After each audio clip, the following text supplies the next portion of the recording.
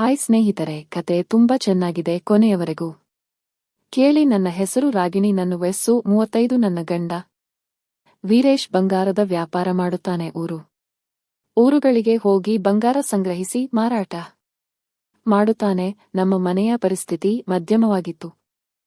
ಗಂಡನ ಗಳಿಕೆಯಲ್ಲಿ ಮನೆ ನಡೆಸಲು ಸಾಕಾಗುತ್ತಿರಲಿಲ್ಲ.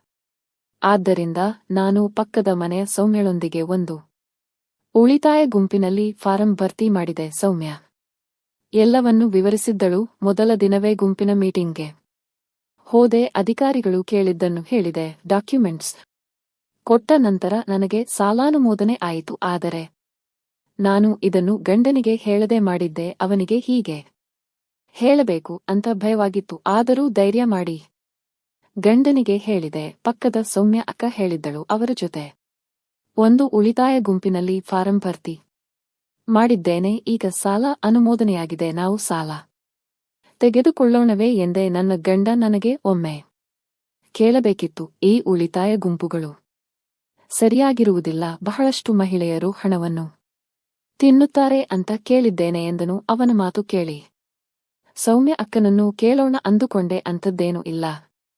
ಎಷ್ಟು ಸಾಲ ಸಿಗುತ್ತದೋ ಅಷ್ಟನ್ನೇ ತೀರಿಸಬೇಕು. ₹1 ಹೆಚ್ಚು ಕೊಡಬೇಕಾಗಿಲ್ಲ ಅಂತ ಸೌಮ್ಯ ಹೇಳಿದರು. ನನ್ನ ಗಂಡ ಸರಿ ತೆಗೆದುಕೋ ಅಂದ. ನಾನು ಸೌಮ್ಯ ಅಕ್ಕನ ಜೊತೆ ಬ್ಯಾಂಕಿಗೆ ಹೋಗಿ ಸಾಲದ ಹಣ ತಂದೆ. ಹಣ ತರುವಾಗ ಸೌಮ್ಯ ಅಕ್ಕ ಹೇಳಿದಳು, ರಾಗಿಣಿ ನಿನಗೆ ಎಷ್ಟು ಹಣ ಬೇಕು? ನಾನು ಏಕೆ ಎಂದು ಕೇಳಿದೆ. ಅವಳು ಹೇಳಿದಳು, ನಿನಗೆ ಬೇಕಿಲ್ಲ ಅಂದ್ರೆ ನನಗೆ ಕೊಡು, ನಾನು ನಿನ್ನ ಕಂತುಗಳನ್ನು ಕಟ್ಟುತ್ತೇನೆ. ನಾನು ನನ್ನ ಗಂಡನಿಗೆ ಕೇಳಿ ನಂತರ ನಿನಗೆ ಹೇಳುತ್ತೇನೆ ಎಂದಾಗ ಅವಳು ಸರಿ, ಕೇಳಿ ಹೇಳು ಎಂದಳು. ನಾನು ಮನೆಗೆ ಬಂದಾಗ ಸಾಲದ ಹಣವನ್ನು ಅಲಮಾರಿಯಲ್ಲಿ ಇಟ್ಟಿದ್ದೆ. ಆ ಹಣವನ್ನು ನಾನು ನನ್ನ ಗಂಡನಿಗೆ ತೋರಿಸಿದೆ. ನನ್ನ ಗಂಡ ಹೇಳಿದ, ಇಷ್ಟು ಹಣ ತಂದಿದ್ದೀಯ, ಈ ಹಣವನ್ನು ಅಂತಿಮವಾಗಿ ನಾವೇ ಬಡ್ಡಿ ಸಮೇತ ತೀರಿಸಬೇಕಾಗಿದೆ ಅಂತ ಅಂದ. ಆಗ ನಾನು, ಸೌಮ್ಯ ಅಕ್ಕ, ಈ ಹಣವನ್ನು ನಿಮಗೆ ಬೇಡದಿದ್ದರೆ ನನಗೆ ಕೊಡು, ನಾನು ನಿನ್ನ ಎಲ್ಲಾ ಕಂತುಗಳನ್ನು ತೀರಿಸುತ್ತೇನೆ ಎಂದು ಹೇಳಿದ್ದಾಳೆ. ಅವರಿಗೆ ಕೊಡೋಣವೇ? ನನ್ನ ಗಂಡ ಅವರಿಗೆ ಕೊಡುವುದಾದರೆ ನೀನು ಉಳಿತಾಯ ಗುಂಪಿಗೆ ಯಾಕೆ ಹೋದೆ?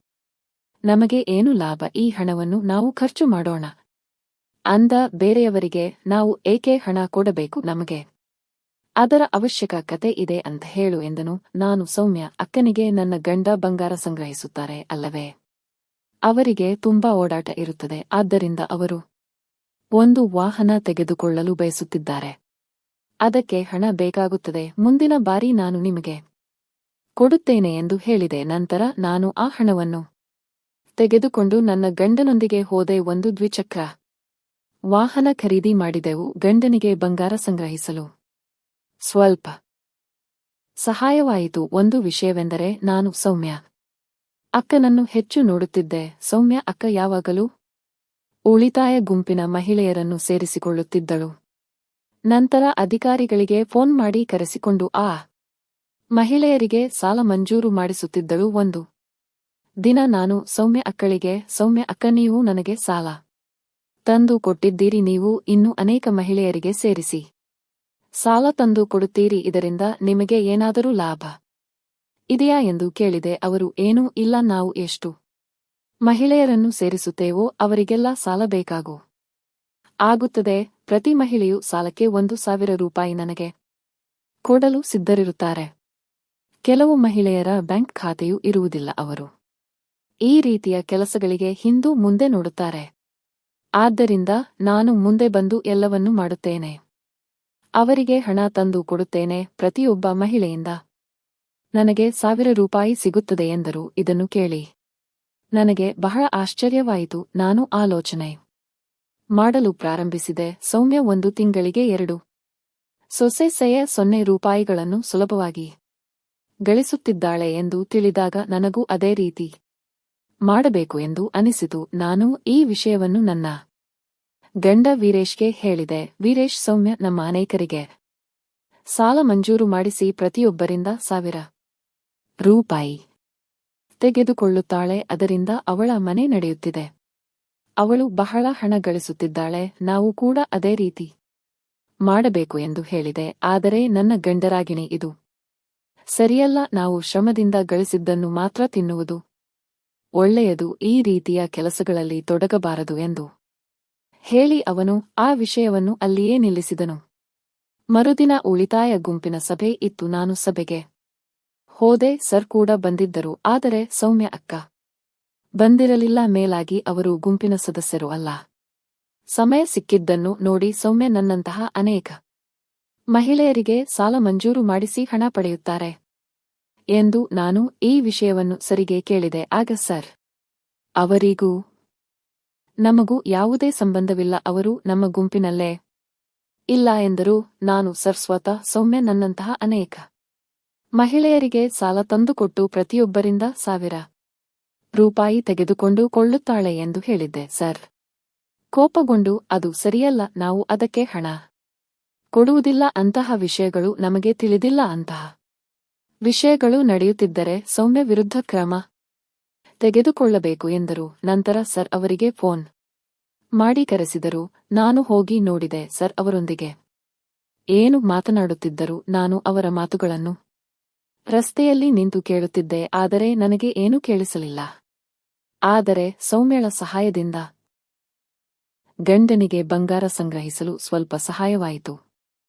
ಒಂದು ವಿಷಯವೆಂದರೆ ನಾನು ಸೌಮ್ಯ ಅಕ್ಕನನ್ನು ಹೆಚ್ಚು ನೋಡುತ್ತಿದ್ದೆ. ಸೌಮ್ಯ ಅಕ್ಕ ಯಾವಾಗಲೂ ಉಳಿತಾಯ ಗುಂಪಿನ ಮಹಿಳೆಯರನ್ನು ಸೇರಿಸಿಕೊಳ್ಳುತ್ತಿದ್ದಳು. ನಂತರ ಅಧಿಕಾರಿಗಳಿಗೆ ಫೋನ್ ಮಾಡಿ ಕರೆಸಿಕೊಂಡು ಆ ಮಹಿಳೆಯರಿಗೆ ಸಾಲ ಮಂಜೂರು ಮಾಡಿಸುತ್ತಿದ್ದಳು. ನಂತರ ನಾನು ಮನೆಗೆ ಹೋದೆ. ನಾನು ಮನೆಗೆ ಬಂದ ಮೇಲೆ ಸೌಮ್ಯ ನನ್ನ ಹಿಂದೆ ನನ್ನ ಮನೆಗೆ ಬಂದು, ರಾಗಿಣಿ, ನಾನು ಹೇಳಿದ್ದನ್ನು ನೀನು ಸರಿಗೆ ಹೇಳಿದ್ದು ತಪ್ಪು, ನೀನು ಹೀಗೆ ಮಾಡುತ್ತೀಯ ಅಂತ ನನಗೆ ಅನ್ನಿಸಲಿಲ್ಲ ಅಂದಳು. ನಾನು ಸೌಮ್ಯ ಅಕ್ಕ, ನನಗೆ ಏನೂ ಗೊತ್ತಿಲ್ಲ, ಬಹುಶಃ ಸರಗೂ ಈ ವಿಷಯ ಗೊತ್ತಿರಬಹುದು ಅಂತ ನಾನು ಕೇಳಿದೆ ಅಷ್ಟೇ ಎಂದೆ. ಅವಳು ಅಂಥ ವಿಷಯಗಳನ್ನು ಯಾರು ಹೇಳುತ್ತಾರೆ, ಬಿಡು ಬಿಡು ಅಂತ ಹೇಳಿ ಕೋಪದಿಂದ ಹೋದಳು. ನಂತರ ಪ್ರತಿದಿನ ನಾನು ನೋಡುತ್ತಿದ್ದೆ, ಅಕ್ಕನ ಮನೆಯ ಬಳಿ ಉಳಿತಾಯ ಗುಂಪಿನ ಸರ್ ಅವರ ಕಾರು ನಿಂತಿರುತ್ತಿತ್ತು. ಅವರು ಏನಕ್ಕಾಗಿ ಬರುತ್ತಾರೆ ಅಂತ ನೋಡಲು ಒಂದು ದಿನ ನಾನು ಹೋದೆ, ಆದರೆ ಬಾಗಿಲು ಮುಚ್ಚಿತ್ತು. ನಾನು ನಿಧಾನವಾಗಿ ಬಾಗಿಲಿಗೆ ಕಿವಿ ಹಚ್ಚಿದೆ. ನನಗೆ ಒಳಗೆ ಅವರು ಏನು ಮಾತನಾಡುತ್ತಿದ್ದಾರೆ ಎಂದು ಕೇಳಬೇಕಿತ್ತು. ಏನು ಮಾತನಾಡುತ್ತಿದ್ದರು. ನಾನು ಕಿವಿಗೊಟ್ಟು ಕೇಳಿದಾಗ ಬೇರೆ ಒಂದು ಶಬ್ದ ಕೇಳಿಸಿತು, ಜೋರಾಗಿ ಕೂಗುವ ಶಬ್ದ. ಅದು ಸೌಮ್ಯ ಅಕ್ಕನ ಶಬ್ದ. ನಾನು ನಿಧಾನವಾಗಿ ಕಿಟಕಿಯ ಪರದೆಯನ್ನು ಸ್ವಲ್ಪ ತಳ್ಳಿ ನೋಡಿದೆ. ಉಳಿತಾಯ ಗುಂಪಿನ ಸರ್ ಸೌಮ್ಯ ಅಕ್ಕನನ್ನು ದೈಹಿಕವಾಗಿ ಉಪಯೋಗಿಸಿಕೊಳ್ಳುತ್ತಿದ್ದರು. ಅಕ್ಕನಿಗೆ ಅದು ಇಷ್ಟವಿಲ್ಲದಿದ್ದರು ಅವರು ಆ ಕೆಲಸ ಮಾಡುತ್ತಿದ್ದರು. ಇದನ್ನೆಲ್ಲ ನೋಡಿ ನನಗೆ ನಂಬಲಾಗಲಿಲ್ಲ.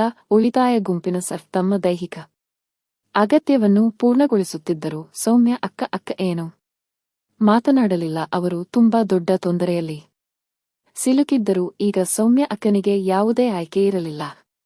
ಹಾಗಾಗಿ ಅವರು ಬಹಳ ಸಮಯದವರೆಗೂ ಸೌಮ್ಯಳ ಜೊತೆಗೆ ಮಾಡುತ್ತಿದ್ದರು. ಅದನ್ನು ನನ್ನ ಕೈಯಿಂದ ನೋಡಲು ಆಗದೆ ನಾನು ಮೌನವಾಗಿ ಮನೆಗೆ ಬಂದು ಸರ್ ಹೋಗುವವರೆಗೂ ಕಾಯುತ್ತಿದ್ದೆ. ಸ್ವಲ್ಪ ಸಮಯದ ನಂತರ ಸರ್ ತಮ್ಮ ಕಾರನ್ನು ತೆಗೆದುಕೊಂಡು ಹೋದರು. ನಾನು ನಿಧಾನವಾಗಿ ಸೌಮ್ಯ ಅಕ್ಕನ ಮನೆಗೆ ಹೋಗಿ ಅವರನ್ನು ನೋಡಿದೆ. ಅವರು ತುಂಬಾ ಅಳುತ್ತಿದ್ದರು.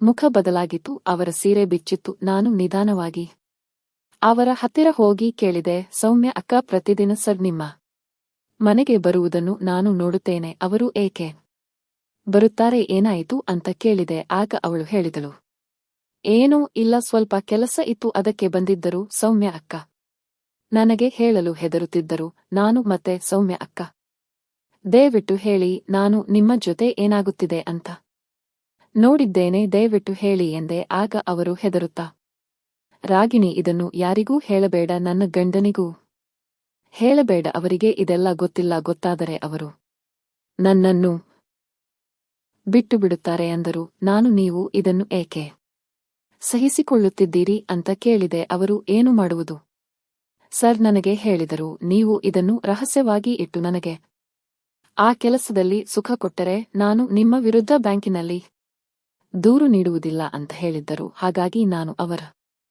ಅಧೀನಳಾದೆ. ಅವರು ಹೇಳಿದ ಹಾಗೆ ಕೇಳುವುದನ್ನು ಬಿಟ್ಟರೆ ನನ್ನ ಬಳಿ ಬೇರೆ ಮಾರ್ಗವಿರಲಿಲ್ಲ ಅಂದರು. ನನಗೆ ಏನೂ ಅರ್ಥವಾಗುತ್ತಿರಲಿಲ್ಲ. ಅವರು ನನಗೆ ತುಂಬಾ ಉತ್ತರಿಸಿದ್ದಾರೆ.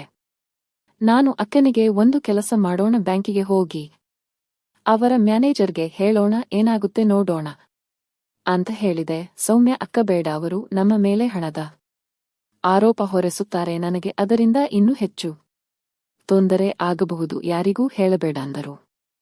ಆಮೇಲೆ ಮತ್ತೆ ಆ ಸರ್ ಮನೆಗೆ ಬಂದರು. ಬಂದವರೇ ಅಕ್ಕನ ಜೊತೆ ಮತ್ತೆ ಆ ಕೆಲಸ ಮಾಡಲು ಶುರು ಮಾಡಿದರು. ಅಕ್ಕ ವಿಧಿ ಇಲ್ಲದೆ ಮತ್ತೆ ಅವರ ಜೊತೆಗೆ ಆ ಕೆಲಸದಲ್ಲಿ ತೊಡಗಿದರು. ಮತ್ತೆ ಕೆಲ ಸಮಯದ ನಂತರ ಅವರು ಹೋದರು. ನಾನು, ಸೌಮ್ಯ ಅಕ್ಕ, ನೀವು ಇದನ್ನೇ ಸಹಿಸಿಕೊಳ್ಳುತ್ತಿದ್ದೀರಾ, ಇದು ಸರಿಯಲ್ಲ, ಒಂದು ಸಲ ಆಗಬೇಕಾದದ್ದು ಆಗಲಿ, ನೋಡೋಣ ಅಂತ ಹೇಳಿ ಸೌಮ್ಯ ಅಕ್ಕನನ್ನು ಕರೆದುಕೊಂಡು ಬ್ಯಾಂಕಿಗೆ ಹೋದೆ. ಮ್ಯಾನೇಜರ್ಗೆ ಎಲ್ಲವನ್ನೂ ಹೇಳಿದೆ.